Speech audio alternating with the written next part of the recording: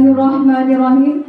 Assalamualaikum warahmatullahi wabarakatuh. Waalaikumsalam warahmatullahi wabarakatuh. Alhamdulillahillazi anzala al-Qur'an hudan lin-nasi wa bayyinatin minal huda wal furqan. Asyhadu an la ilaha illallah wa asyhadu anna Muhammadan abduhu wa rasuluh la nabiyya ba'da. Amma ba'du. Puji syukur, marilah kita ucapkan kehadirat Allah Subhanahu wa Ta'ala yang telah melimpahkan rahmat dan karunia-Nya kepada kita bersama, sehingga kita telah dapat hadir dalam acara desiminasi tentang budaya positif pada hari ini. Sholawat beriringkan salam tidak lupa pula kita sampaikan kepada Nabi Muhammad SAW dengan lafaz Allahumma sholli ala Muhammad wa ala ali Muhammad.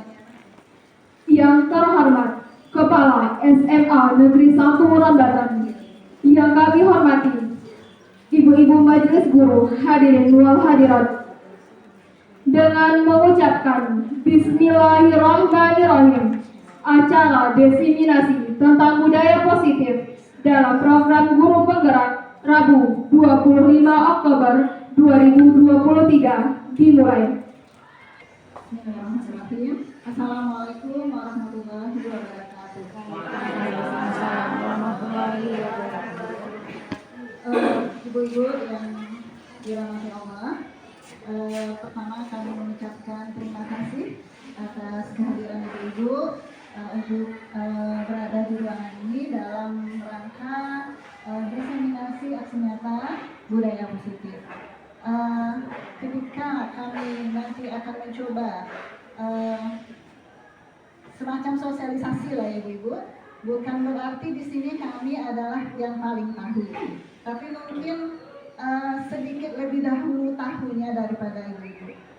Dan karena memang sifatnya berbagi, maka tentunya diharapkan kita semua akan berinteraksi dengan baik, berdiskusi dengan saling aktif, sehingga memang insya Allah nanti apa yang akan kami sampaikan ini akan menjadi sesuatu yang bermanfaat bagi sekolah kita, insya Allah. Nah,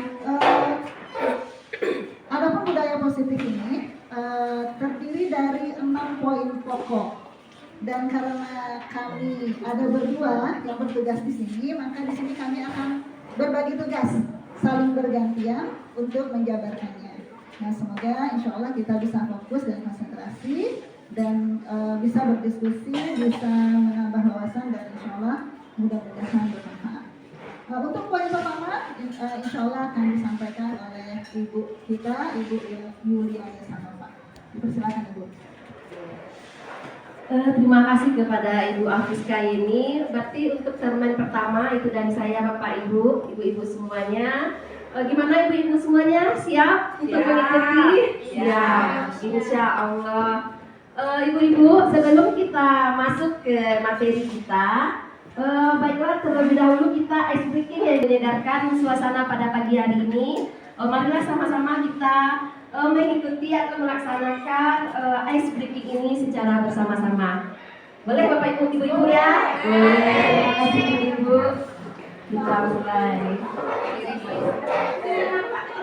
Berdiri Bu. Boleh? Berdiri bagusnya Surya, Kak Lele ya. Kita boleh aja Ibu. Duduk apa berdiri?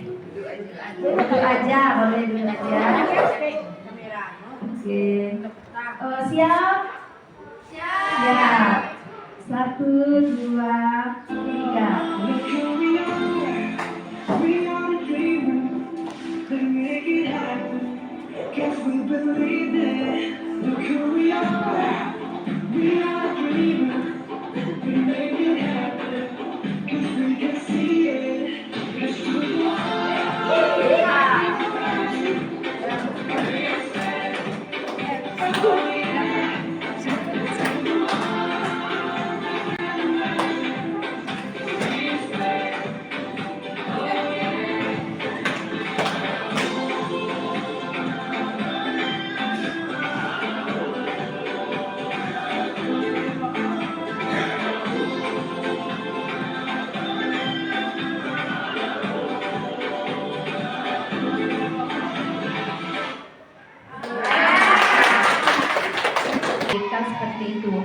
memang kita di dalam pembelajaran di kurikulum Merdeka ini, kita itu menciptakan suasana pembelajaran yang menyenangkan, yang berpihak kepada murid. Dan salah satu contohnya seperti tadi, itu boleh di dalam setiap pembelajaran kita selingi dengan ice breaking yang membuat mereka happy seperti itu.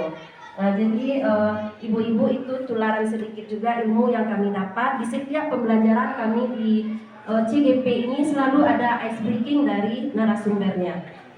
Demikian. Ibu-ibu semua, jadi pada kali ini kami ingin menyampaikan itu materi kita itu adalah budaya positif. Yang disebut dengan budaya itu adalah pola atau cara hidup yang terus berkembang oleh sekelompok orang dan ditirukan kepada generasi berikutnya.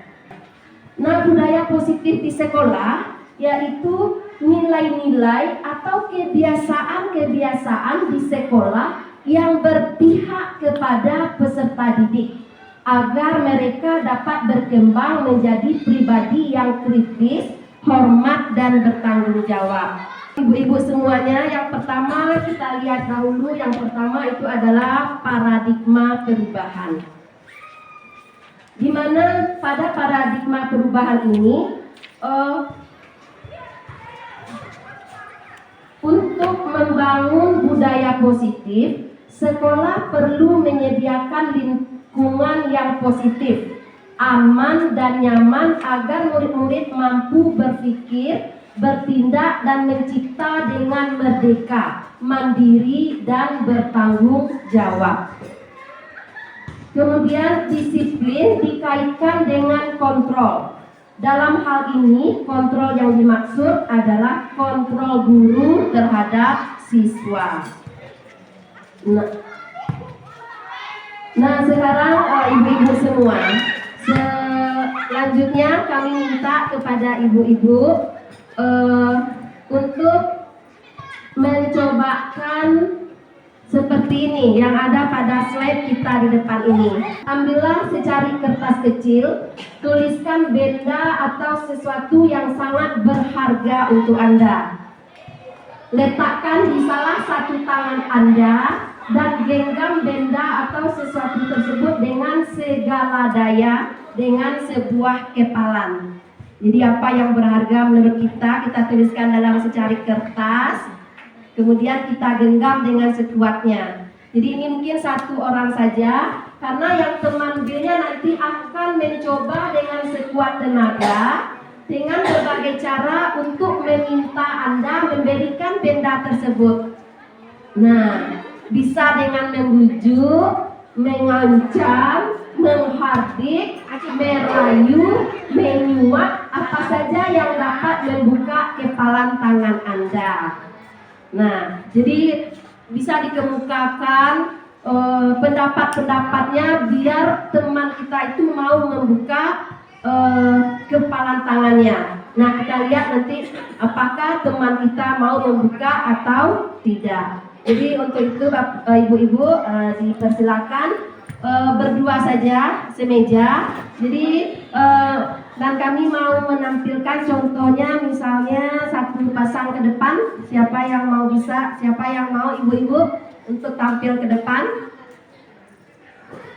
Iya, Bu Ana, silakan ibu-ibunya. Terima kasih. Terima kasih.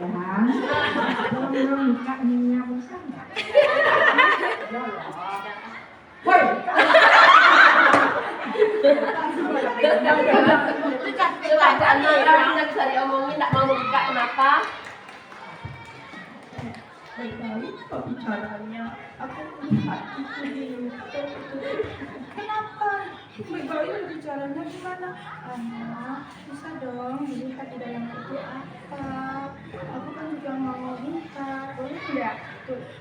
Enggak kakak. Ini kan sudah ada. Tapi nadanya enggak terlalu lebih lagi. Tapi kan sudah ada. Enggak, tadi keras. Enggak, tadi keras. Ya. Tadi keras. Siapa lagi? Nah. Enggak, aku tambah enggak lagi dikasih oleh-oleh tambah enggak lagi. Iya.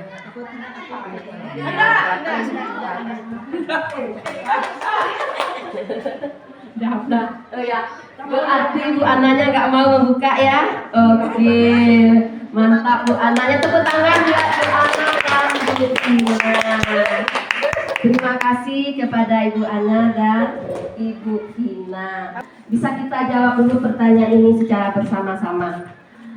Apakah Anda membuka kepalan tangan? Tidak. Ya. Mengapa? Apa alasan Anda tidak membuka kepalan tangan? Karena di dalamnya ada emas. Kata Bu Tina, karena di dalamnya ada emas, sesuatu barang berharga buat Bu Ana. Apakah Anda tetap menutup kepalan tangan? Mengapa? Apa alasan Anda tetap menutup kepalan tangan Anda? Sebetulnya bukan karena emasnya, tapi karena cara memintanya itu sebetulnya. Ya mungkin dari awal memang ia udah baik, udah lembut, tapi enggak nanti dikasih hadiah ya.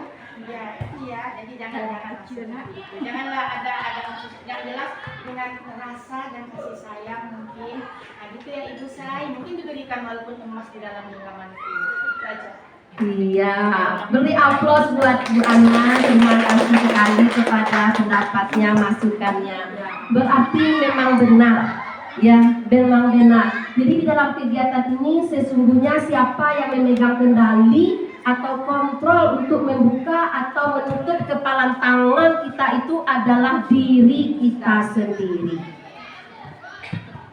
Jadi artinya yang memegang kontrol untuk membuka, tetap menutup dan membuka kepalan tangan yang ada pada diri kita sendiri ini adalah kita.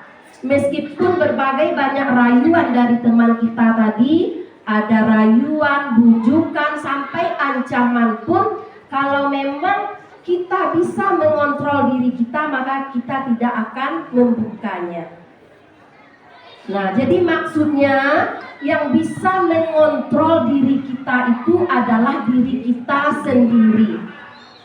Mau kita seperti ini, mau kita membuka atau mau kita menutup, mau kita merubah karakter kita atau mau kita seperti apa, itu adalah tergantung dari kontrol diri kita sendiri.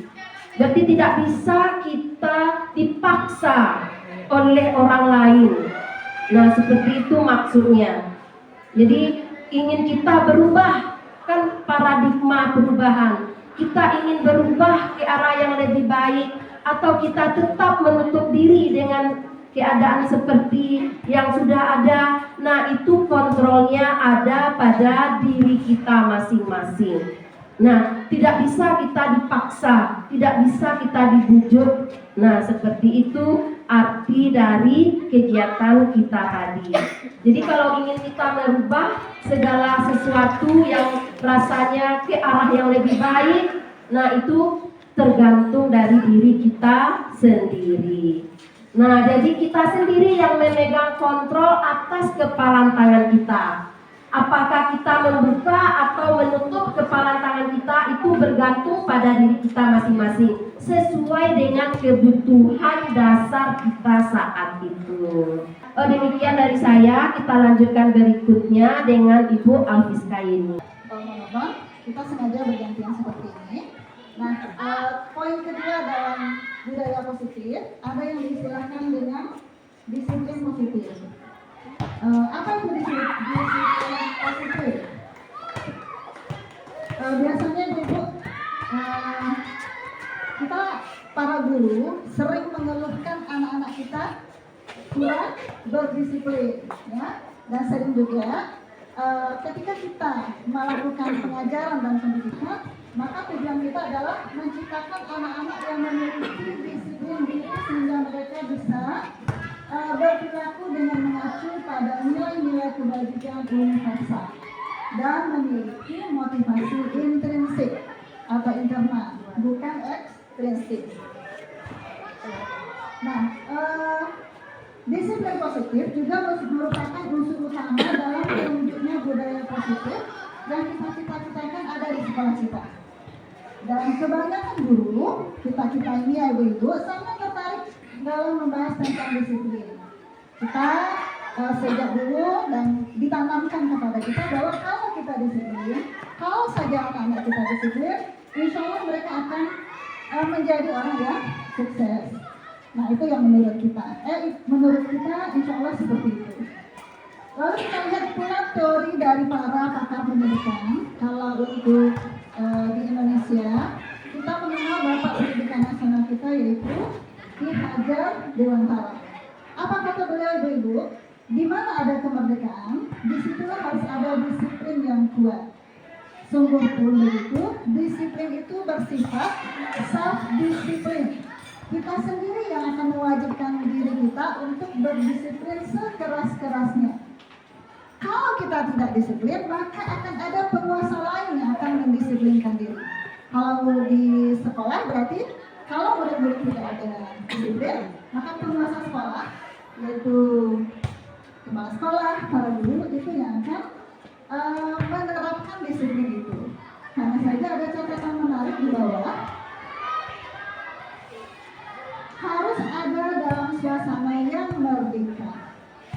Nah, ketika kita menerapkan disiplin di sekolah, kalau kata-kata kunci dari Ki Hajar Dewantara adalah harus ada suasana yang merdeka. Jadi sekali lagi, kalau Ki Hajar Dewantara mengatakan disiplin itu dalam suasana merdeka, maka Dayang Dasa mengatakan motivasi yang terbangun untuk menerapkan disiplin harus motivasi intrinsik. Jadi mungkin ya anak-anak kita disiplin masuk tepat waktu, anak-anak kita disiplin dalam berpakaian, itu mereka melaksanakannya dengan jiwa yang merdeka. Kemudian motivasinya intrinsik. Intrinsik motivasi itu ada dari dalam diri mereka sendiri. Kira-kira bagaimana pula suasana di sekolah kita? Nah, buat dulu dalam hati ya ibu, nanti kita diskusikan. Oke, karena ini sifatnya bergantian.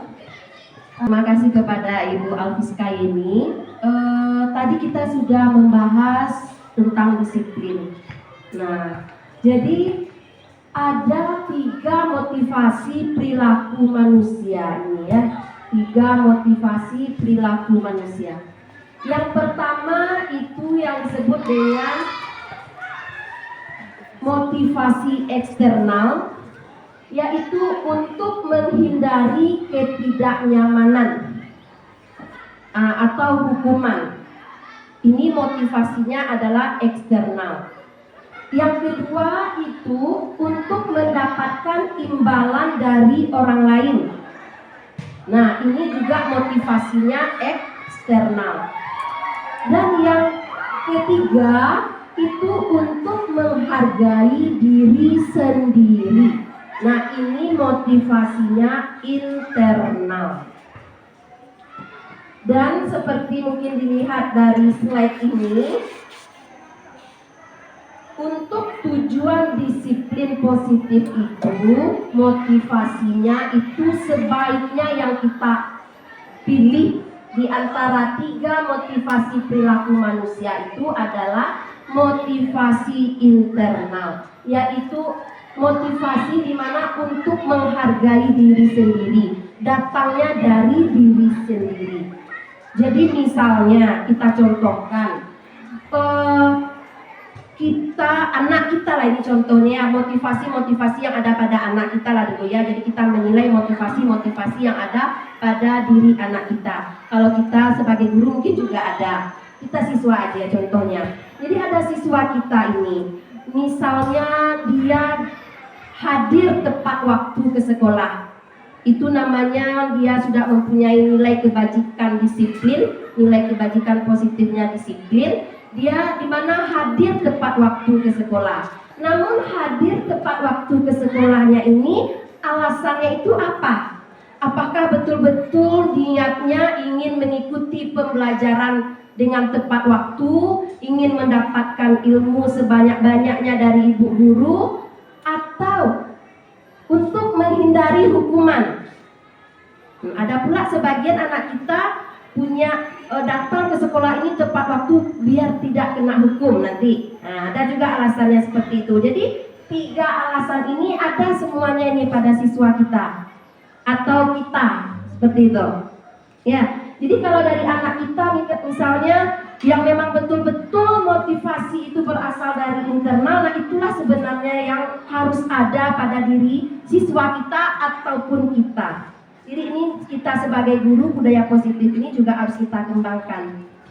Jadi misalnya kita datang ke sekolah itu tepat waktu juga kalau guru misalnya mohon maaf, karena apakah memang dari jiwa kita tidak mau terlambat memberikan materi kepada anak kita di dalam kelas, kita ingin melayani anak kita dengan seutuhnya, atau karena yang pertama menghindari ketidaknyamanan atau hukuman. Ketidaknyamanan misalnya ibu tuh ajak lembek saya kecek kawan, atau hukuman dari pihak sekolah misalnya. Nah jadi atau anak, jadi kalau kita ini mungkin anak ya, karena kita akan berhubungan dengan anak, contohnya kayak anak.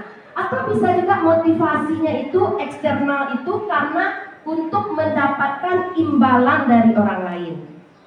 Nah, jadi kita melakukan sesuatu itu apa motivasi yang ada dalam diri kita, yang ada untuk mendapatkan itu. Nah, jadi di antara ketiga ini atau di antara motivasi eksternal dan motivasi internal ini, nah itu memang sebaiknya yang sesuai dengan tujuan disiplin positif dari yang kami pelajari, yang kita pilih itu adalah memang motivasi internal.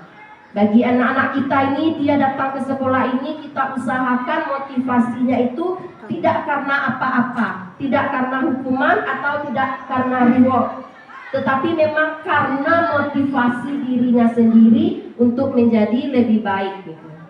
Nah itu 3 motivasi perilaku manusia yang kami pelajari.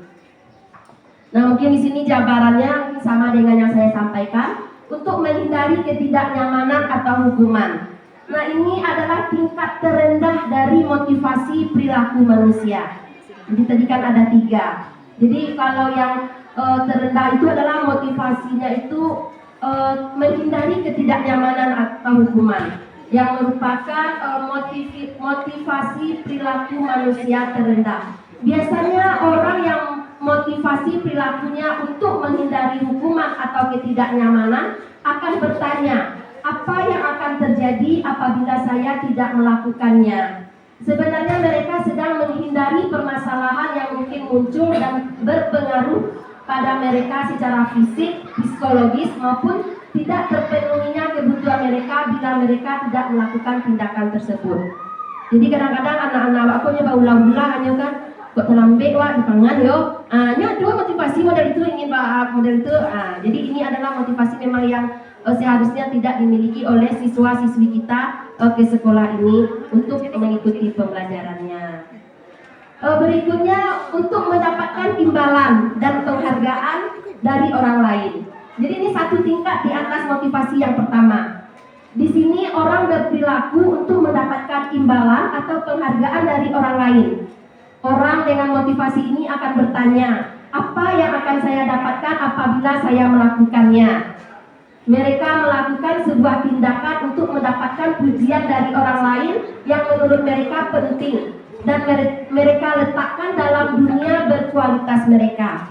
Mereka juga melakukan sesuatu untuk mendapatkan hadiah, pengakuan atau imbalan.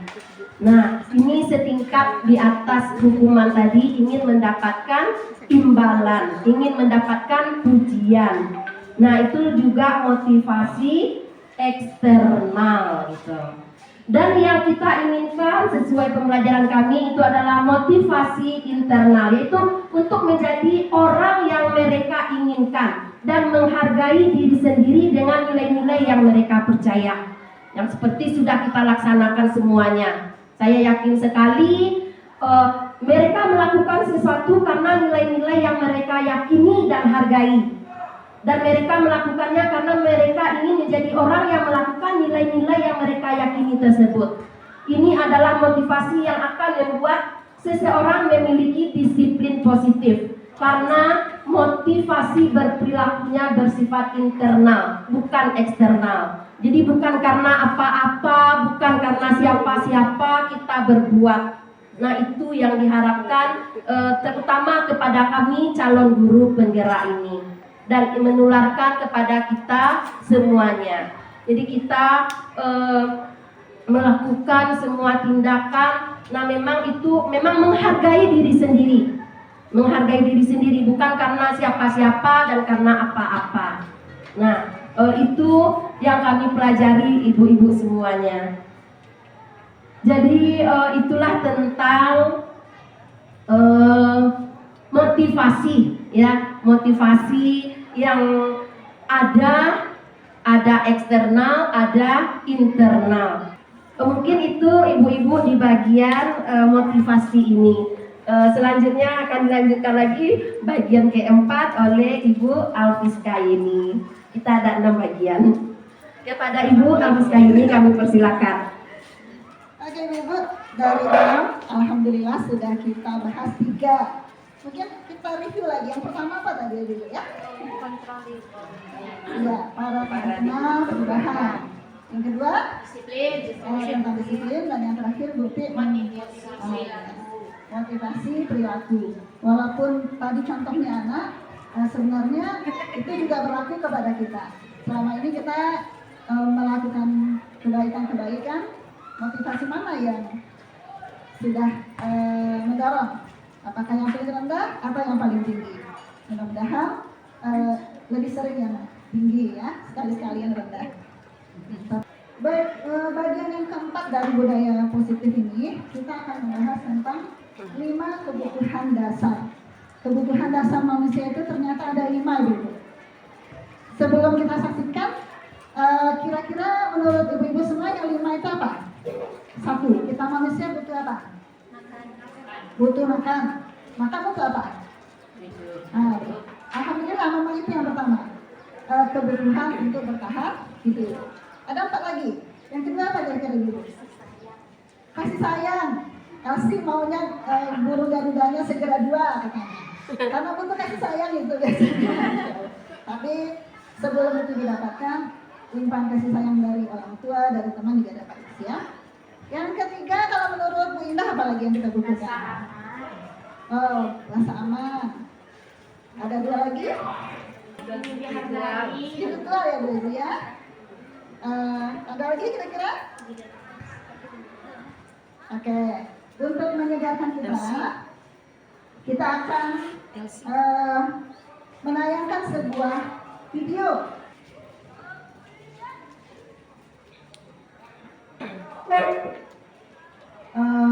Video ini kami dapatkan juga di LNS tentang budaya positif di Salam dan bahagia Ibu dan Bapak Guru hebat.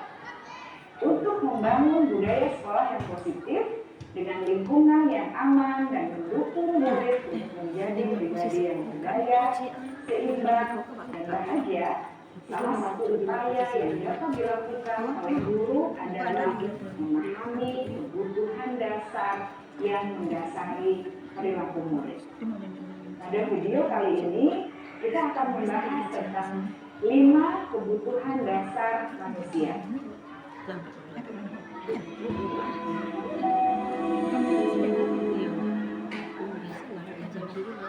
Ki Hajar Dewantara dalam salah satu kutipannya mengatakan, kita ambil contoh perbandingannya dengan hidup tumbuh-tumbuhan. Seorang petani dalam hakikatnya sama kewajibannya dengan seorang pendidik yang menanam padi misalnya. Hanya dapat menuntun tumbuhan padi. Ia dapat memperbaiki kondisi tanah, memelihara tanaman padi, memberi pupuk dan air, membasmi ulat-ulat atau jamur-jamur yang mengganggu di tanaman padi, dan lain sebagainya. Ketika guru memahami kebutuhan apa yang mendasari perilaku murid, guru berusaha menuntun dan mendukung murid dalam memenuhi kebutuhannya secara positif. Pada hasilnya, guru tersebut adalah seorang petani yang sedang berusaha memahami kebutuhan masing-masing tanaman. Dia berusaha memenuhi kebutuhan tanaman tersebut agar dapat tumbuh dengan subur dan maksimal. Dr. William Glasser, seorang psikiater dari Amerika Serikat, menyatakan bahwa seluruh tindakan manusia memiliki tujuan tertentu, yaitu memenuhi kebutuhan dasarnya. Ketika kelima kebutuhan dasar telah terpenuhi secara memadai, maka murid akan tumbuh dengan seimbang dan efektif. Sebaliknya, jika kebutuhan dasar tidak terpenuhi dengan baik, maka seseorang akan mengalami emosi negatif, bosan, sedih, dan kecewa. Bahkan mereka dapat melakukan perbuatan yang bertentangan dengan nilai-nilai kebajikan atau melanggar peraturan. Dengan kata lain, perilaku buruk seseorang biasanya adalah respons dari kebutuhan yang tidak terpenuhi. Namun, mereka tidak tahu cara untuk menyampaikannya. Ada 5 kebutuhan dasar manusia menurut Dr. William Glasser, yaitu yang pertama, kebutuhan untuk bertahan hidup atau survival. Yang kedua, kebutuhan untuk merasa diterima atau love and belonging. Yang ketiga, kebutuhan akan kebebasan atau freedom. Yang keempat, kebutuhan akan kesenangan atau fun. Dan yang kelima, kebutuhan akan kekuasaan atau power.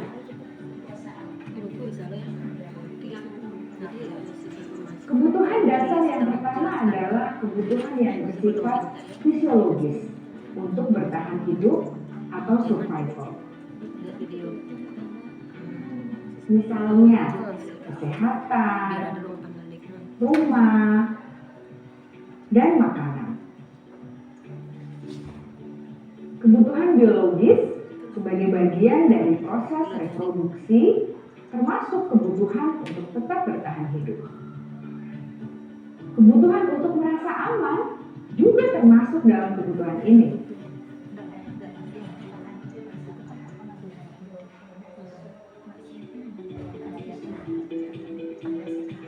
Agar murid dapat belajar dengan baik, kebutuhan mereka akan merasa aman, pangan, sandang, dan papan harus terpenuhi. Bagaimana mungkin mereka dapat belajar dengan baik bila mereka datang ke sekolah dengan perut yang lapar atau bila rumah mereka kebanjiran?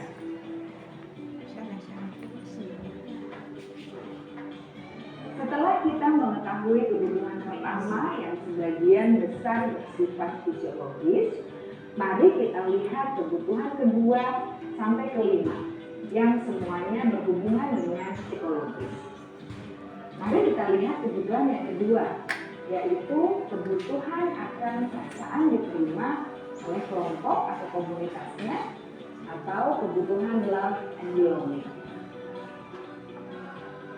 Kebutuhan ini meliputi keinginan untuk tetap terhubung dengan orang lain seperti teman, keluarga, teman kerja, dan kelompok di mana kita tergabung.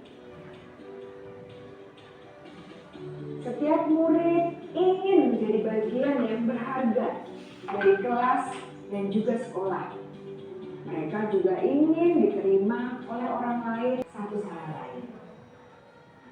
Murid-murid yang memiliki kebutuhan yang besar untuk merasa diterima, biasanya mereka belajar karena suka pada gurunya. Mereka juga suka bekerja dalam kelompok. Kebutuhan yang ketiga adalah kebutuhan akan kebebasan atau kebutuhan membuat pilihan. Murid harus diberi kesempatan untuk membuat pilihan dan bertanggung jawab atas pilihan yang mereka telah ambil. Memberi mereka kebebasan bukan berarti membiarkan mereka melakukan apa saja yang mereka mau, melainkan lebih memberi mereka kesempatan untuk membuat pilihan, menyuarakan pendapat mereka dengan percaya diri, dan memberi mereka kesempatan untuk mencoba hal-hal yang baru. Pembelajaran dengan metode yang beragam dan menarik juga akan memenuhi kebutuhan murid tentang kebebasan ini. Pembelajaran berdiferensiasi, di mana guru menyediakan beberapa jenis tugas yang bisa dipilih oleh murid sesuai minat mereka, sangat baik untuk mengembangkan murid menjadi lebih mandiri dan memiliki motivasi internal. Karena kebutuhan akan kebebasan pada dasarnya adalah kebutuhan untuk mandiri, memiliki otonomi, memiliki pilihan, dan mampu mengendalikan arah hidupnya sendiri.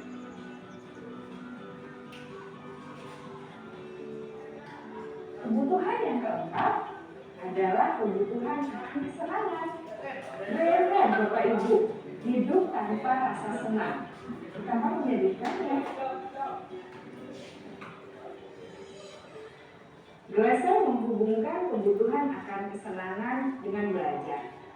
Jangan sepelekan kebutuhan murid untuk merasa senang di kelas.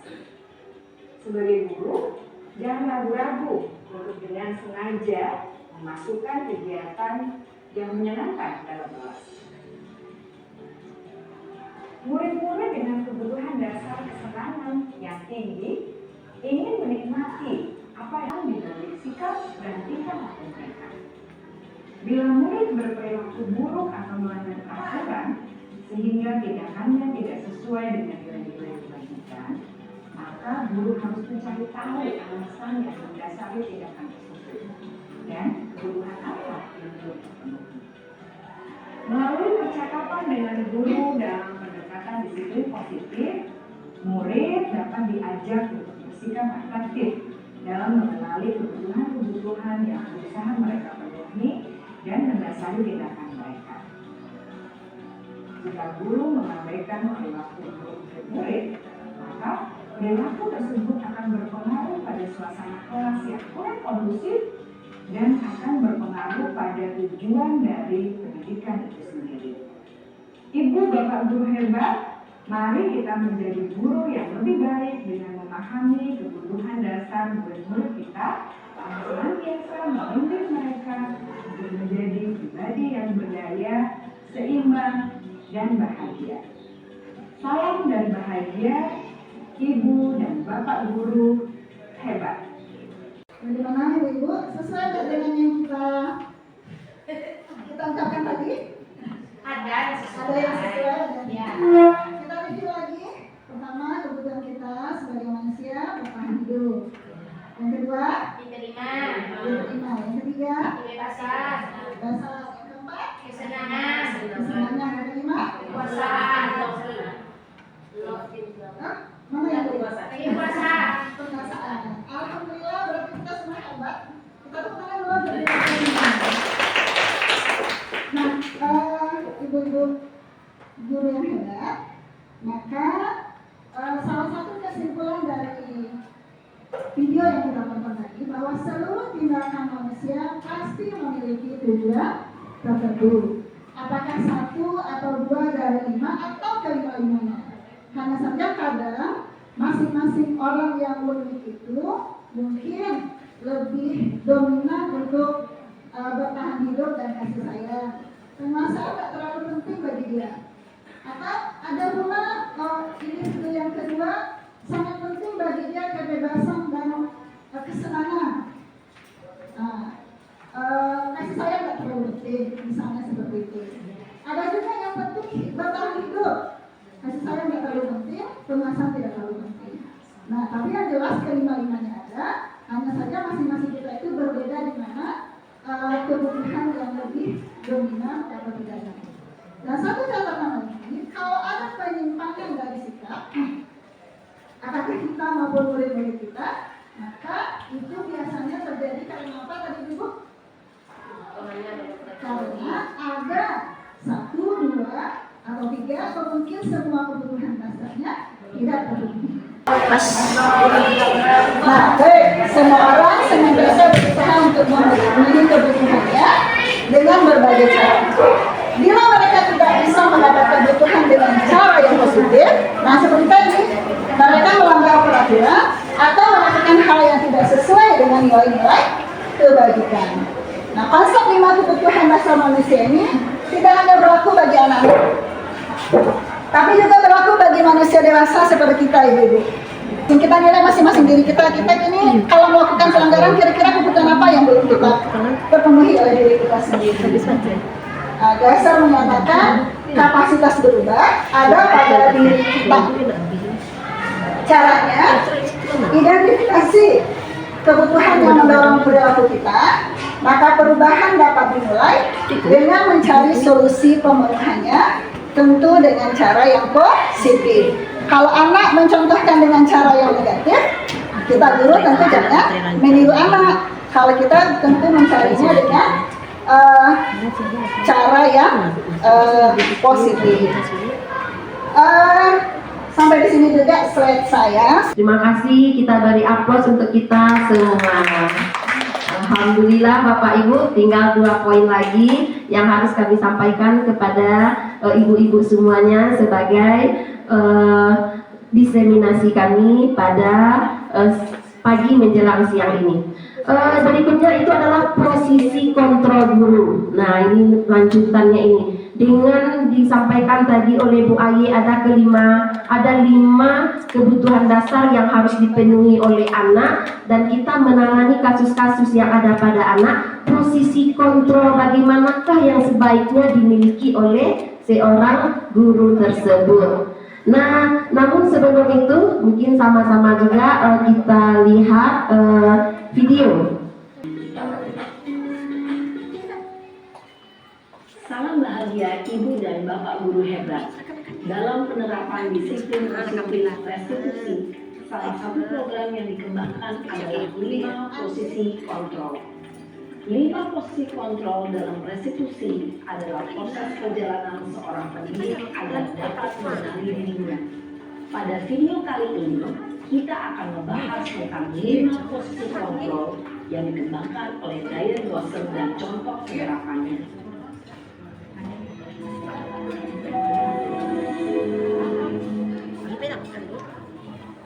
5 posisi kontrol itu adalah 1. Posisi penghukum, 2. Posisi pembuat merasa bersalah, 3. Posisi teman, 4. Posisi pemantau atau monitor, dan 5. Posisi manajer. Untuk lebih memahami kelima posisi tersebut, mari kita saksikan kasus Naren yang terlambat hadir 20 menit di sekolah dan melihat bagaimana kelima posisi kontrol dalam menghadapi masalah tersebut.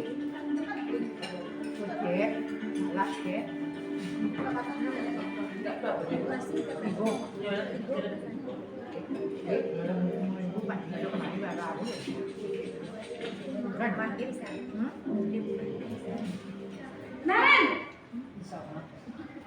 sini kamu. Selamat pagi, Bu. Selalu terlambat. Kamu deh, pasti terlambat. Maaf, Bu. Saya Apa? Apa coba? Alasan kamu apa lagi? Kapan sih kamu tidak terlambat? Malas sekali ya kamu jadi anak. saya Dasar pemalas. Gak kapok-kapok sih kamu. Sudah berapa kali terlambat? Sana, kamu keliling lapangan basket 2 kali. kenapa saya harus ke lapangan basket, Bu? Kenapa? Kamu melawan ibu?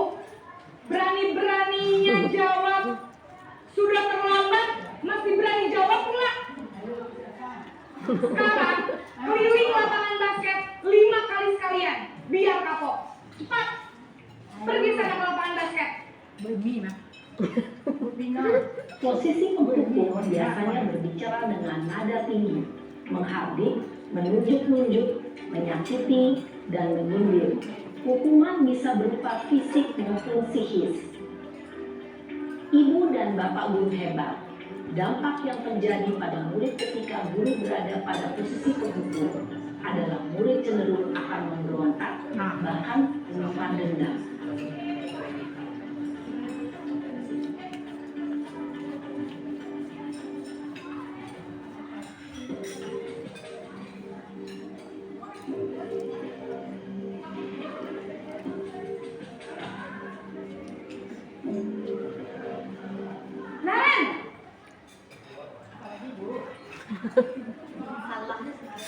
Selamat pagi Bu. Naren, kamu kenapa terlambat lagi, nak? Ya Tuhan, Naren.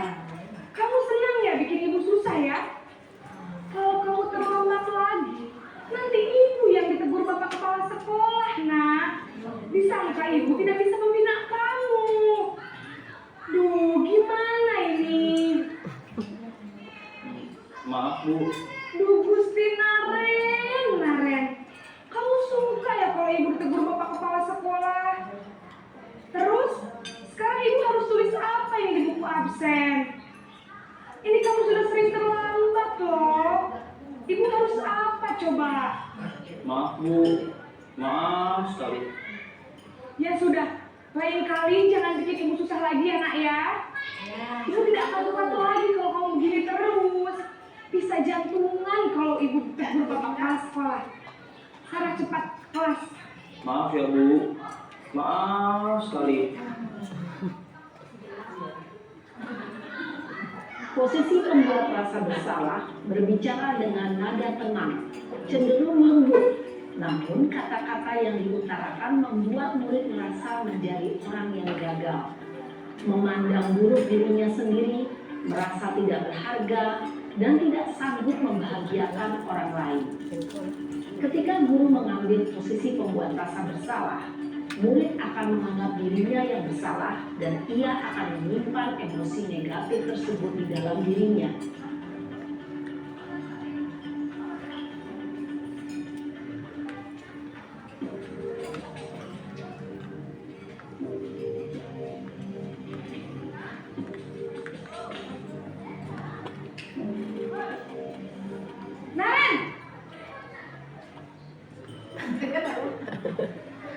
Naren taruh ya. Selamat pagi Bu. Wah, sudah jam berapa ini nak? Terlambat lagi ya saya. Iya Bu. Habis ibu saya belum membangunkan saya Bu. Kamu malah menyalahkan ibu kamu. Kamu bukannya anak yang larinya paling kencang. Kok terlambat sih? Iya Bu. Saya memang terlambat bangun tadi. Jadi biarpun saya lari kencang, tetap gak kekejar Bu. Ya sudah sana. Nanti lain kali larinya lebih kencang lagi ya. Biar gak terlambat lagi. Bikin seneng ibu. Demi ibu. Bisa kan? Bisa lah Bu. Ya sudah sana masuk kelas. Ibu beresin urusan absen kamu. Kamu ini ada-ada saja. Dalam posisi teman, guru berbicara dengan nada suara ramah, akrab, cenderung bersenda gurau untuk menjaga suasana tetap santai. Murid akan merasa senang, aman, dan akrab dengan guru. Identitas yang tercipta adalah identitas sukses atau berhasil. Namun, perlu diingat, karena ini masih dorongan eksternal, maka ada faktor ketergantungan dari murid kepada orang tertentu. Di sini, guru absennya, sehingga di lain waktu, murid bisa berperilaku baik, namun hanya kepada orang-orang tertentu saja.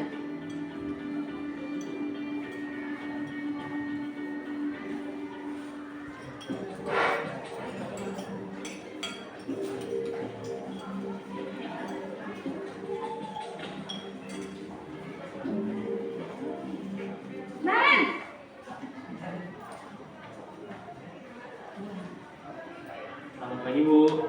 Naren, apa peraturan sekolah kita tentang jam berapa kita harus masuk sekolah, nak? Kita harus di sekolah jam 7 Bu. Iya betul, sekarang sudah jam 7.20. Naren sudah tahu konsekuensinya jika terlambat hadir. Paham Bu.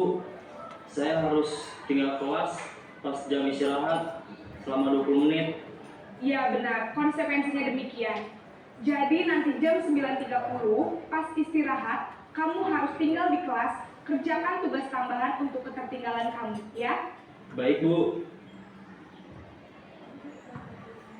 Posisi pemantau mengandalkan penghitungan atau data untuk mengontrol murid. Guru mengarahkan murid berdasarkan peraturan dan konsekuensi. Seorang pemantau menunjukkan bahasa tubuh dan ekspresi wajah yang datar dan cenderung formal.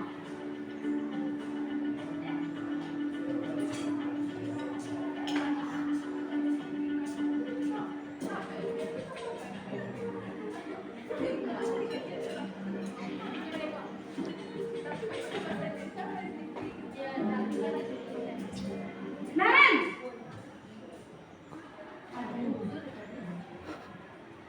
Selamat pagi, Bu. Selamat pagi, Naren. Maaf, Bu. Saya terlambat. Iya, sekolah masuknya jam 7, sekarang sudah jam 7.20. Jadi sekarang bagaimana ini, Naren? Maaf, Bu. Saya lupa setel alarm saya semalam. Baiklah, menurut kamu, keyakinan sekolah yang mana yang perlu kamu tingkatkan? Menghargai diri sendiri dan orang lain mungkin ya, Bu. Setuju. Jadi, apakah Naren meyakini prinsip saling menghormati tersebut? Iya, Bu. Saya meyakininya. Apakah Naren bersedia memperbaiki masalah keterlambatan ini? Bersedia, Bu. Bagaimana kamu akan perbaiki masalah keterlambatan ini? Saya akan coba untuk tidak lupa menyetel alarm saya, Bu. Baik, kalau Naren lupa menyetel alarm di rumah, ada orang yang kira-kira bisa bantu mengingatkan tidak? Ada, Bu. Kakak saya, Kak Emma. Ada lagi selain Kak Emma? Selain Kak Emma, ada ibu saya. Baik, jadi yang mengingatkan Naren adalah Kak Emma dan ibu kamu ya? Kira-kira akan mulai set alarm kapan nih, Naren? Setelah pulang sekolah, akan segera saya lakukan. Baik, jadi Naren akan setel alarm untuk bangun besok pagi dan akan diingatkan oleh kakak dan ibunda Naren ya. Ada lagi yang mungkin perlu dilakukan, Naren? Agar tidak terlambat bangun lagi. Tidak ada, Bu. Baik, Naren. Terima kasih untuk kerjasama kamu. Sekarang kamu perlu kembali ke kelas untuk belajar. Baik, Bu. Terima kasih. Posisi manajer adalah posisi kontrol yang disarankan untuk membimbing murid memiliki sikap disiplin yang positif, yaitu murid yang mandiri, bertanggung jawab, dan dapat memecahkan masalah. Tujuan dari posisi ini adalah agar murid dapat berefleksi atas tindakannya. Guru akan dengan tulus memberikan pertanyaan-pertanyaan bermakna, sehingga membuat murid dapat belajar dari kesalahannya dan mencari sebuah solusi untuk menyelesaikannya. Ibu dan Bapak guru hebat, setelah mengamati adegan kelima posisi kontrol tadi, kira-kira posisi mana yang paling ideal? Posisi mana yang dapat menunjang motivasi intrinsik murid? Ya, tentu posisi manajer. Posisi ini memang posisi ideal yang ingin dituju setiap pendidik. Pada posisi inilah, guru dapat menerapkan disiplin positif yang berpihak pada murid, yang memerdekakan murid. Perjalanan seorang pendidik tentunya tidak mudah untuk sampai pada posisi seorang manajer. Namun, tujuan kita pasti, yaitu menciptakan murid-murid yang mandiri, merdeka, dan bertanggung jawab. Semoga penggambaran 5 posisi kontrol yang telah diperlihatkan ini dapat menjadi ajang refleksi bagi kita semua, agar dapat terus mengasah dan menerapkan disiplin positif yang memerdekakan murid. Mari terus berlatih dan bersemangat. Selamat menerapkan. Salam dan bahagia, Ibu dan Bapak guru hebat.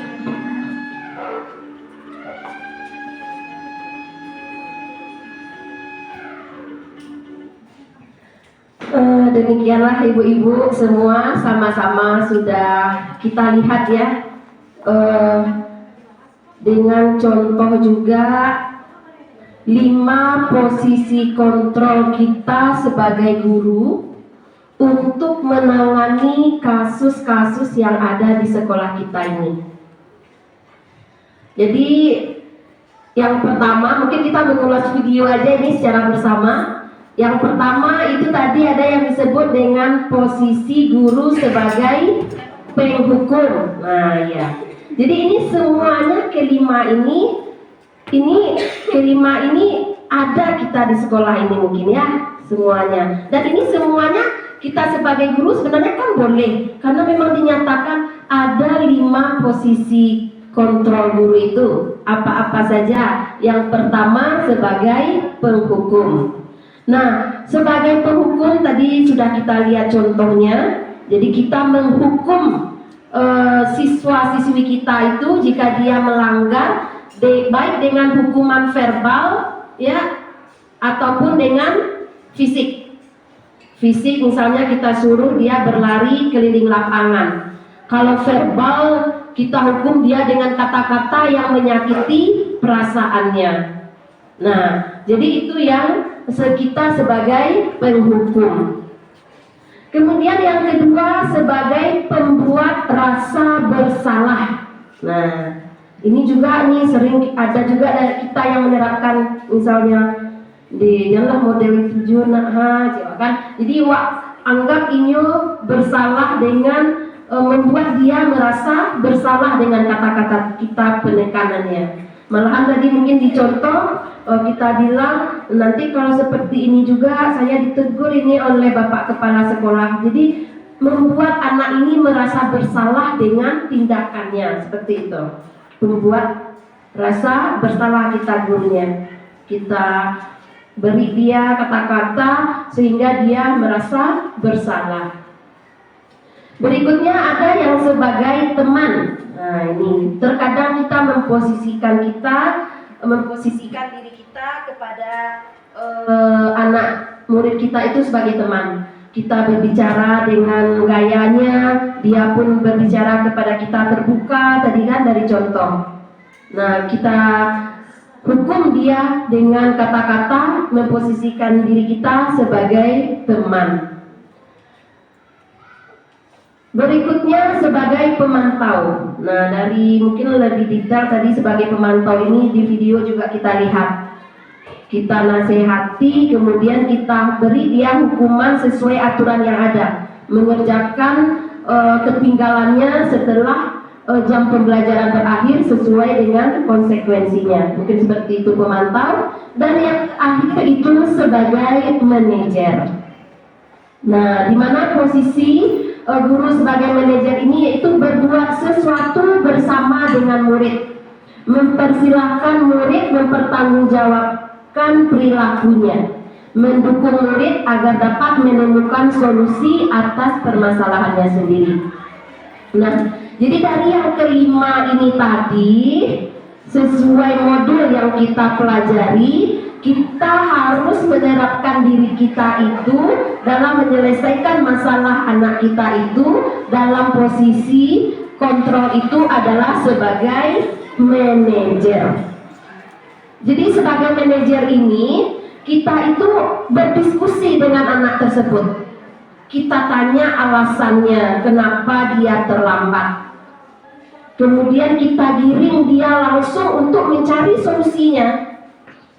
Jadi kalau tadi katanya tidak lupa menghidupkan alarm, berikutnya sepulang sekolah nanti akan langsung menghidupkan alarmnya, sehingganya besok dia tidak terlambat lagi ke sekolah. Kemudian kita hubungkan dengan keyakinan sekolah atau keyakinan kelas yang telah kita buat bersama. Jadi ada keyakinan ini adalah di atas setingkat dari peraturan. Nah, kita giring dia ke sana. Nah, lebih dalam lagi tentang keyakinan kelas ini dan segitiga restitusinya itu adalah materi setelah ini. Jadi mungkin untuk termen ini akan dilanjutkan lagi oleh Ibu Alfiska Yeni. Kepada Ibu Alfiska Yeni kami persilakan. Terima kasih Bu Pi. Sebelum kita mulai, kita breaking sebentar dulu. Kita bermain tepuk, ya. Ada tepuk 1, tepuk 2, tepuk 3, tepuk 4, tepuk 5. Nah, kalau satu saja. Lanjut. 2, 3, 4. Kita mulai dulu ya. Kita coba ya. Ini melatih konsentrasi dan mudah-mudahan juga bisa kita terapkan di kelas-kelas kita. Walaupun awalnya canggung mungkin. Saya sendiri agak canggung menerapkannya di kelas. Baik, tepuk 1, tepuk 2, tepuk 3, tepuk 4, tepuk 5, tepuk 5 2 kali. Oke, tepuk 5. Masya Allah. Kalau bantuku sama jadi lokal tetap menyenangkan ya, ibu-ibu. Baik, ada istilah keyakinan kelas, ibu-ibu. Keyakinan kelas ini diawali dengan beberapa pertanyaan pemantik. Ibu-ibu, kalau kita disuruh menggunakan helm, ya, kira-kira kita menggunakan helm alasannya apa? Kalau jujur saja, nggak usah lihat itu dulu.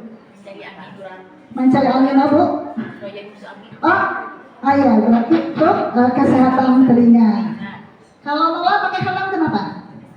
Untuk keselamatan. Kalau Bu Nurul? Karena aturan lalu lintas. Ya, kalau Bu Elsi? Pakai helm kenapa? Biar keren? Karena untuk melindungi keselamatan kepala. Iya. Oke. Jadi ada juga kalau alhamdulillah jawaban ibu-ibu di sini bagus-bagus semua. Tapi kenapa juga kita sering tidak memakainya? Atau ketika tidak memakainya tidak ada rasa kurang kecuali kalau ketemu polisi. Takut kena razia. Jadi seolah helmnya untuk polisi. Lanjut. Nah, nilai-nilai keselamatan atau kesehatan inilah yang kita sebut sebagai keyakinan. Jadi apa itu keyakinan, ibu-ibu? Nilai-nilai kebajikan yang universal yang disepakati secara tersirat maupun tersurat, lepas dari latar belakang suku, negara, bahasa maupun agama. Maka apa saja yang bisa kita lakukan untuk mendapatkan keyakinan kelas tersebut? Yang pertama, lihat daftar kebaikan yang telah disusun bersama. Daftar kebaikan yang kita susun bersama itulah yang selama ini kita kenal dengan peraturan. Kalau di kelas mungkin kesepakatan. Tapi kesepakatan itu belum menjadi keyakinan. Karena nanti ada bedanya. Jadi pertama, lihat daftar kebaikan yang telah disusun. Tentukan nilai kebaikan yang menjadi perhatian utama. Sempurnakan. Lalu buat poster atau semacam media untuk bisa mudah dilihat oleh setiap orang. Nah, ibu-ibu, keyakinan kelas itu sifatnya lebih abstrak. Kita perbesar dikit ya. Kemudian, apa bedanya keyakinan kelas dengan peraturan kelas atau peraturan sekolah?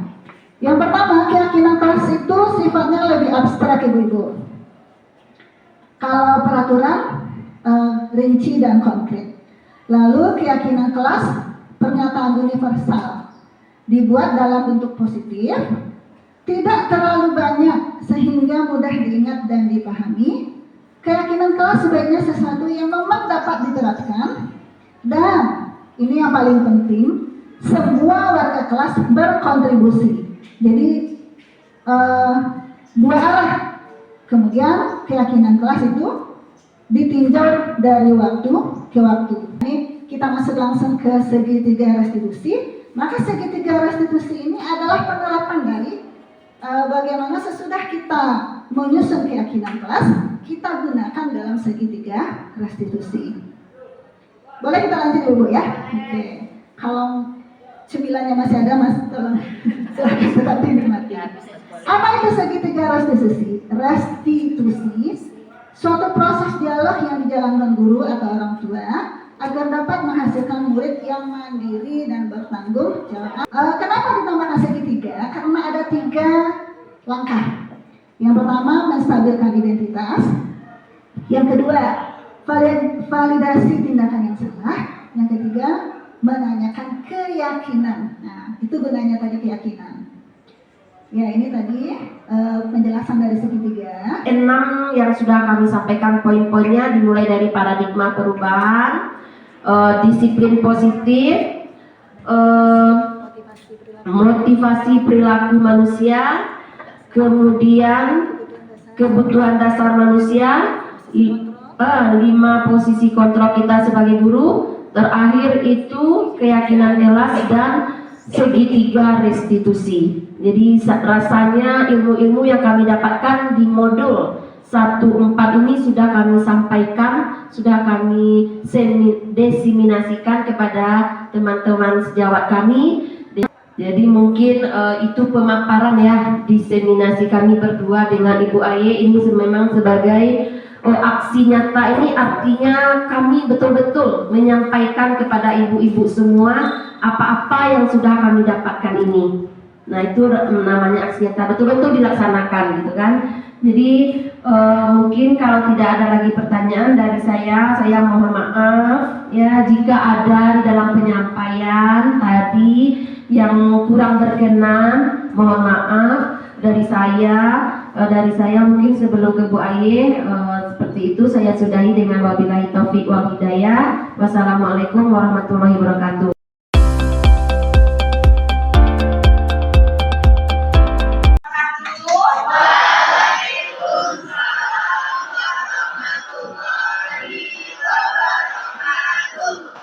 Selamat pagi anak-anak ibu semuanya. Gimana kabarnya hari ini? Alhamdulillah semua sehat ya, semua juga hadir ya. Ada yang tidak hadir? Oh, Zaki anak ibu itu kan? Zaki siapa lagi? Rauda. Oke, berarti 2 orang yang hadir ya. Zaki apa? Ini alasannya. Sakit lagi kena main bola. Rauda sakit ya. Baiklah anak-anak ibu semuanya. Jadi pada kali ini sebelum memulai pembelajaran, nah ibu ingin kita bersama terlebih dahulu membuat keyakinan kelas kita atau kesepakatan kelas kita dalam pembelajaran kimia. Nah, jadi ini kita membuat aturan ini secara bersama ya.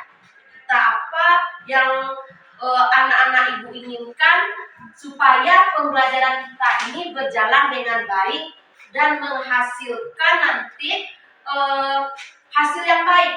Jadi hasil yang baik ini misalnya tinggi nilai kita. Kemudian dengan tinggi nilai kita tentu kita berprestasi.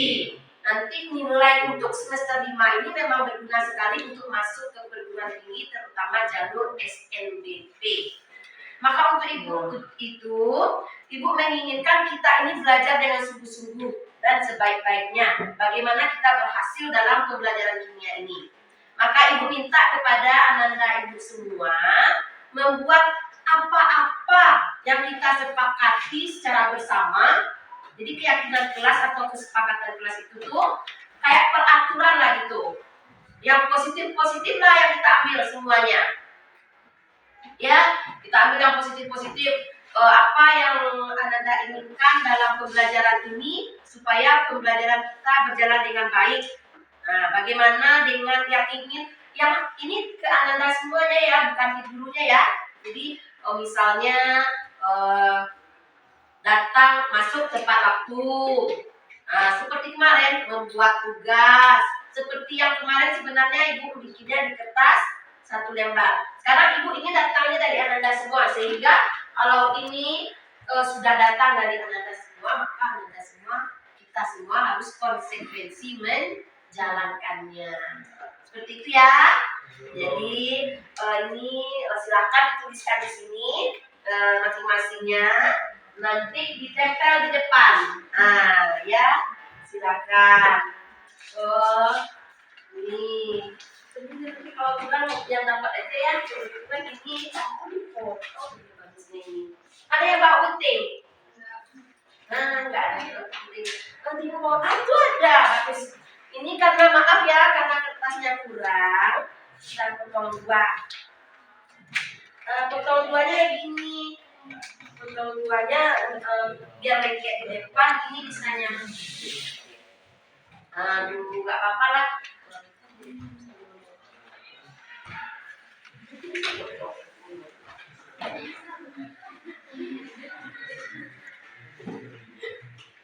Dapat semua jadi ya. Jadi semua dapat. Anda tuliskan masing-masingnya. Tolong dibantu Anda membagikan ke belakang. Tolong bantu membagikan ke belakang. Tolong dibantu membagikan ke belakang. Tolong dibantu membagikan ke belakang. Ini siapa namanya? Vigo ya. Enggak semuanya. Oh ya kan benar ya. Oke. Silakan dapat semuanya. Dah. Sekarang coba Ananda tuliskan keyakinan kelas yang kita buat bersama ini. Apa menurut Ananda yang harus kita lakukan yang kurang untuk mengikuti proses pembelajaran kita ke depannya. Biar semuanya senang juga mengikuti pembelajaran ini. Ayo cepat. Kalau sudah, silakan tempelkan ke depan satu persatu seperti ini. Ini catat mana spidolnya?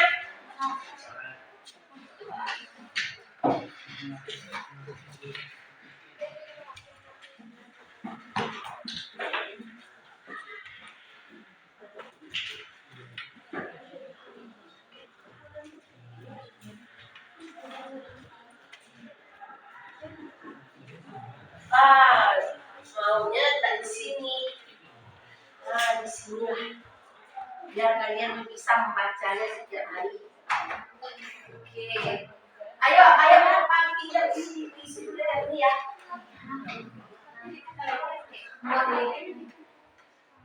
Misalnya kamu masuk tempat dulu.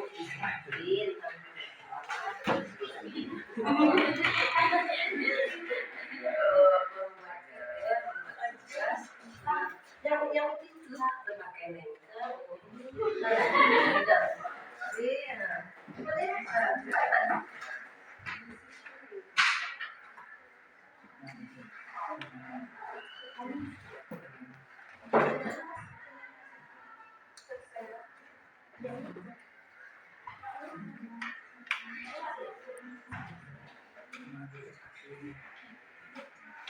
Oke.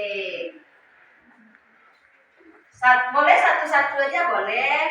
Kalau yang sudah silakan ditulis di depan. Banyak sekali kan tuh satu aja lah. Nanti rame dia tuh. Kita kan semuanya berapa ini? Ya. Tuh. Ayo Meli silakan ditempel ke depan. Nanti menempelnya ini bergantian biar cantik apa itu. Sekali-sekali ke depan rame-rame. Zoom ke depan saya. Zoom ke depan. Jalan ke depan pas kawan kita yang ini mereka. Lanjutkan yang lain jalannya ke sana. Disusun dari kiri, disusun dari hidung. Tuh. Jadi yuk jangan lupa cantik. Biar rame-rame biar buka. Jangan gantian sekali. Zoom ke depan sedikit. Agak rame-rame ke depan sedikit biar.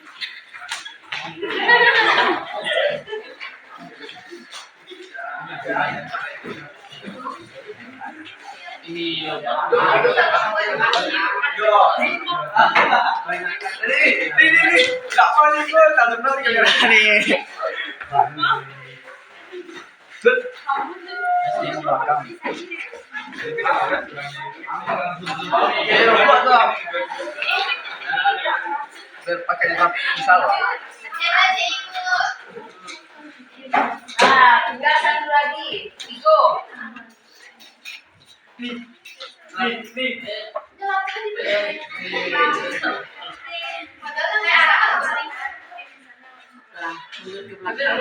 Jadi jangan jatuh kamu.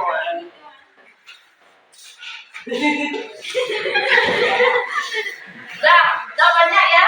Udah semuanya kan? Ada sekitar 1, 2, 3, 4, 5, 6, 7, 8, 9, 10, 11, 12, 20, 2 ini. Keyakinan kelas yang sudah kita buat. Wow, mantap. Full senyum selama pembelajaran. Nah, ini ibu nih.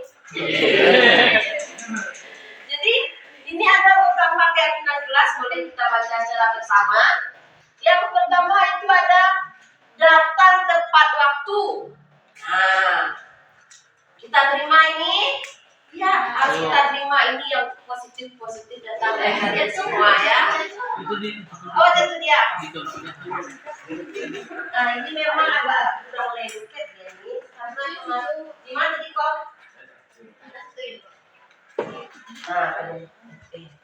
Nah, jadi yang pertama datang tepat waktu. Nah, ini semua ini kesepakatan kita nih ya, semuanya nanti akan mengikuti keyakinan kelas ini. Full senyum dalam pembelajaran. Ini mendatangkan aura kegembiraan bagi kita dalam belajar, kesenangan, patut juga kita laksanakan. Jadi jangan cemberut-cemberut, jangan membudui-budui, jangan ngantuk-ngantuk.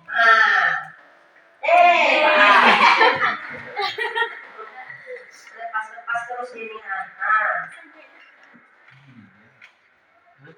Gimana yang lengketnya nih?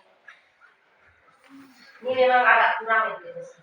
Ini di sini sepoi-sepoi pula. Rajin membuat tugas. Ini memang untuk meningkatkan prestasi Anda semua sepertinya. Membuat tugas tepat waktu. Selalu berpakaian lengkap dan rapi. Berpakaian sesuai dengan peraturan sekolah. Nah, ini sama ini. Jadi bisa ini kita kelompokkan. Ada yang menambahkan AC. Kenyamanan ya. Tidak terlambat masuk kelas, berpakaian rapi, membuat tugas tepat waktu, masuk tepat waktu. Nah, jadi banyaknya masuk tepat waktu, disiplin, berpakaian lengkap, sekolah full day, Sabtu libur. Kalau ini tidak masuk kesepakatan kelas kita ini kesepakatan sekolah dan kabupaten Kalimantan. Nah, sebenarnya ini Ibu Ade sampaikan sudah ada yang punya rencana seperti ini. Tapi yang masih kita laksanakan di Kabupaten Tanah Datar itu baru yang boarding school SMA 3. Namun kalau sudah ada sekolah lain nanti yang sama dengan kita yang mencoba, sama kita akan mencoba juga. Tapi belum ada selain dari SMA 3 yang boarding school ya. Dan ini kesepakatan sekolah, boleh nanti ini masukan dari kalian kapan kita ada rapat dengan orang tua kita sampaikan ya, setuju pula orang tua gitu ya. Oke, bagus. Ini apa ini? Memasang kipas angin. Duduk ada yang pengen duduk berpasangan.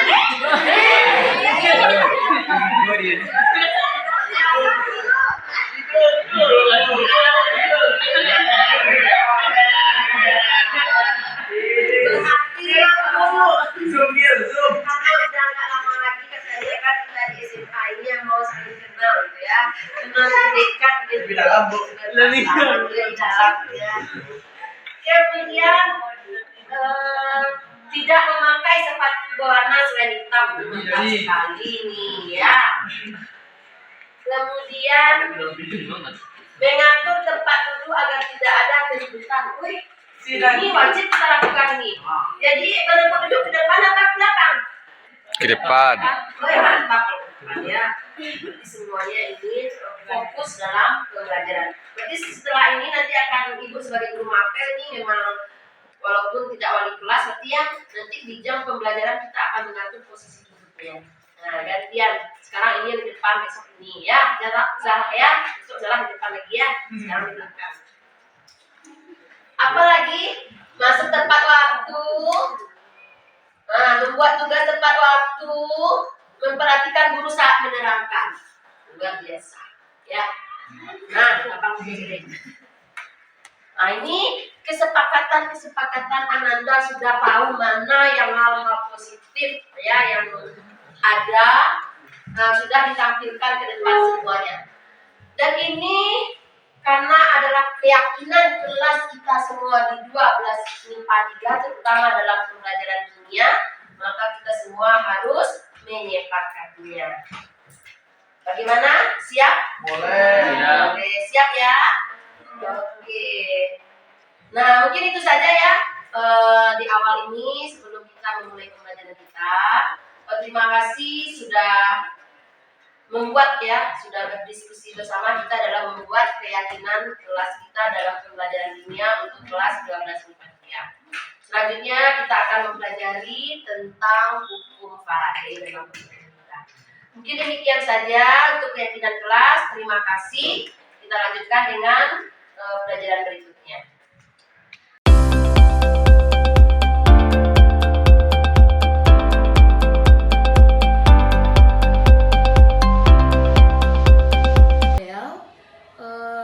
Ibu dengar dari guru piket Abel sering datang terlambat ke sekolah. Apakah benar demikian, Abel? Iya, Bu. Sudah berapa kali Abel datang terlambat ke sekolah? Sudah 3 kali, Bu. Sudah 3 kali Abel datang terlambat ke sekolah ya. Oh, jadi Abel, apakah terlambat ini menurut Abel sebuah kesalahan? Iya, Bu. Jadi Abel berbuat kesalahan itu biasa ya. Semua orang itu sering melakukan kesalahan. Yang terpenting kita bisa belajar dari kesalahan itu dan berusaha untuk memperbaikinya. Setuju, Abel? Setuju, Bu. Jadi Abel, sekarang ibu ingin bertanya kepada Abel, kenapa Abel sering terlambat datang ke sekolah? Biasanya karena telat bangun, Bu. Abel telat bangun. Kenapa Abel telat bangun pagi? Biasanya karena terlarut main HP tengah malam, Bu. Jadi tidurnya agak larut, Bu. Sehingga terlambat pagi bangunnya ya, Iya, Bu. karena tidur kemalaman. Iya, Bu. Nah, jadi Abel kan tahu kalau terlambat itu tidak sesuai dengan peraturan sekolah kita atau keyakinan di sekolah kita. Tahu kan? Tahu, Bu. Kira-kira peraturan sekolah mana yang Abel langgar itu? Kalau terlambat datang ke sekolah? Disiplin, Bu. Iya. Jadi Abel kan sudah tahu kalau kita itu tidak boleh datang terlambat ke sekolah karena sudah melanggar keyakinan sekolah kita, yaitu disiplin. Nah, menurut Abel, perlukah disiplin ini ada di sekolah kita atau di peraturan sekolah kita? Perlu, Bu. Kenapa perlu disiplin ini ada di sekolah kita? Agar saya tidak datang terlambat dan dapat mengikuti pembelajaran di semua pembelajaran, Bu. Nah, iya. Jadi Abel sudah tahu ya kalau disiplin itu sangat bagus buat kita untuk membentuk karakter kita menjadi lebih baik lagi. Jadi usahakan di setiap kegiatan kita harus selalu bersikap disiplin. Ya, Abel ya. Jadi sekarang bagaimana menurut Abel? Dengan ini, apakah Abel setuju dengan ibu bahwa kita harus disiplin dan Abel tidak akan terlambat lagi? Baik, Bu. Saya minta maaf, Bu. Saya tidak akan terlambat lagi datang ke sekolah dan mengikuti semua pembelajaran. Oke.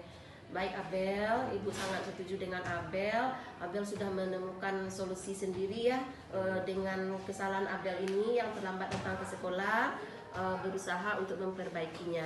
Jadi terima kasih atas kerja sama Abel dengan ibu, dengan pihak sekolah, dan ibu juga akan bekerja sama dengan orang tua agar Abel tidak terlambat lagi datang ke sekolah. Baik, Bu. Terima kasih Abel, silakan kembali ke kelasnya.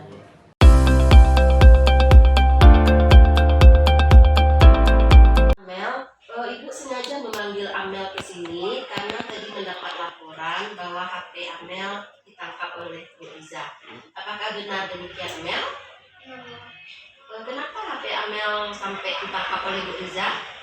Karena saya bermain HP dalam pembelajaran berjam. Oh, berarti Amel bermain HP. Jadi Amel sudah mengakui kesalahannya. Setiap orang itu memang ada salahnya. Yang penting Amel mengakuinya dan berusaha untuk memperbaikinya sehingga tidak terulang lagi untuk berikutnya. Sekarang ibu mau bertanya kepada Amel, kenapa Amel membawa HP ke sekolah? Karena ada keperluan Bu untuk menelpon orang tua sewaktu sekolah. Gitu. Jadi sesuai keyakinan sekolah kita atau peraturan di sekolah kita itu tidak boleh membawa HP ke sekolah. Nah, menurut Amel, apa peraturan sekolah atau keyakinan sekolah kita yang telah Amel langgar? Dari orang lain. Tidak menghargai orang lain, ya. Kenapa bisa Amel menyatakan tidak menghargai orang lain? Karena anak tidak menghargai bekerja yang sedang biasa di kelas, namun malah bermain HP. Jadi Amel, kita itu sesuai kesepakatan sekolah kita, peraturan sekolah kita harus saling menghargai. Jadi Amel setuju kan, sepakat kan dengan kesepakatan sekolah kita ini, kita harus saling menghargai dan menghormati.